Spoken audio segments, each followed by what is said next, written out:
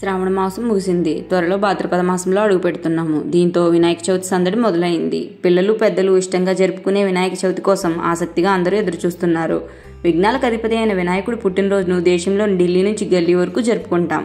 హిందూ మతం ప్రకారం గజాననుడు జ్ఞానానికి అధినేత. అలాగే భక్తి శ్రద్ధలతో పూజించినప్పుడు గణేశుడు చాలా సంతోషిస్తాడు. భక్తుని పూజకు సంతోషించి పార్వతీపుత్రుడు వరాలను కురిపిస్తాడని విశ్వాసం. శివుడిలాగే వినాయకుడికి కూడా చిన్న చిన్న పరిహారాలతోనే సంతృప్తి చెందుతాడు. అయితే వినాయకుడి పూజించే సమయంలో కొన్ని పనులు చేయడం మర్చిపోతే కోపం వస్తుందట.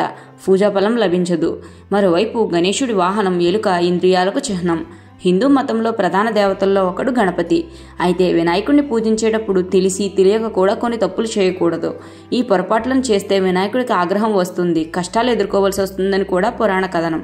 కనుక ఏ పొరపాట్లు చేయకూడదో ఈరోజు తెలుసుకుందాం. కంటే ముందు మీరు మా ఛానల్ని సబ్స్క్రైబ్ చేసుకుని పక్కనే ఉన్న బెల్ ఐకాన్ని ప్రెస్ చేయండి. వినాయకుని పూజలో ఈ పొరపాట్లు అస్సలు చేయకూడదు. అవేంటి ఈరోజు తెలుసుకుందాం.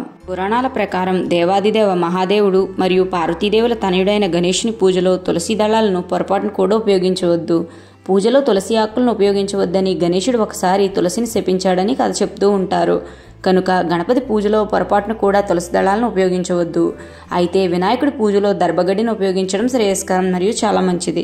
అలాగే గణేశుడికి చంద్రుడికి మధ్య కూడా సఖ్యత లేదు. శివుడి శిగిలో ఉన్న చంద్రుడు ఒకసారి వినాయకుడి గజరూపాన్ని విక్రించాడని చెప్తారు. అందుకే వినాయక చవితి సమయంలో చంద్రుడిని చూసిన వారు కష్టాలు పడతారని, నీలాపల నిందలకు గురవుతారని పూర్వ పురాణం. అలాగే వినాయక చవితి రోజు మాత్రమే కాదు, గణేశుడి పూజలో వెండి పాత్రలు, తెల్లటి వస్తువులు ఎప్పుడూ ఉపయోగించకూడదు. అలాగే తెల్ల గంధానికి బదులుగా పసుపు చందనం గాని, పసుపు వస్త్రం తెల్లని వస్త్రానికి బదులుగా వాడాలి. పసుపు పూసిన దారాన్నే ఉపయోగించాలి. అంతేకాదు వినాయక చవితి రోజున చంద్రుని దర్శనం శాస్త్రాల్లో నిషిద్ధం. అలాగే సనాతన ధర్మం ప్రకారం వినాయకుని పూజలో పొరపాటును కూడా విరిగిన బియ్యాన్ని సమర్పించకూడదు. బదులుగా మొత్తం బియ్యాన్నే ఉపయోగించాలి. అయితే అక్షంతులుగా ఉపయోగించే బియ్యంలో కూడా ముక్కలు ఉండకుండా చూసుకోవాలి. అంతేకాకుండా వినాయకుడి పూజలో పొడి బియ్యాన్ని ఉపయోగించకూడదు. శివ పూజలో ఏ మాదిరిగా అయితే మొగలి పూలు వాడమో అలాగే గణేశుడి పూజలో కూడా మొగలి పూలు వాడకూడదు. శివుడు మొగలి పువ్వుని శపించాడు కనుక ఈ పుష్పం అతని కుమారుడైన వినాయకుడికి కూడా సమర్పించకూడదు. అలాగే వినాయకుని పూజలో పొరపాటున కూడా ఎండిన లేదా వాడిన పువ్వులను వాడకూడదు.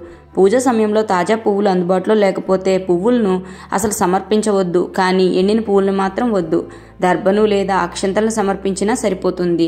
అంతేకాక ఎండిపోయిన లేదా వాడిపోయిన పువ్వులతో పూజ చేయడం వల్ల వినాయకుడికి కోపం వస్తుంది.